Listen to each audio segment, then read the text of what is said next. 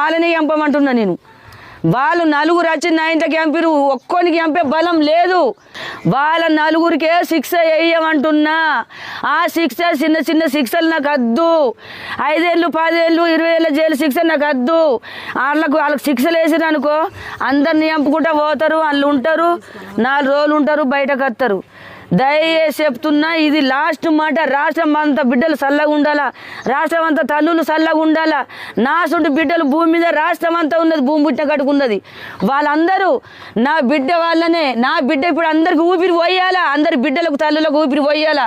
ఇలా నలుగురిని బరాబరి రోడ్డు మీద నరికి చంపుతారా, ఊరి శిక్ష చేస్తారా? నా బిడ్డ వాళ్ళని, నా బిడ్డ అందరికీ ఆడపిల్లలకు రక్షణ అయి నిలబడాలి. నా వయసమ్మ వాళ్ళ నలుగురు ఎంపుతేనే నా బిడ్డ ఆత్మశాంతి ఉంటుంది, నాకు ఆత్మశాంతి ఉంటుంది. రాష్ట్రం అంతా శాంతి పడతారు, పండుగలు చేసుకుంటారు. రాష్ట్రం అంతా తాయమాయ అవుతుంది. రాష్ట్రం అంతా మాటనే ఇని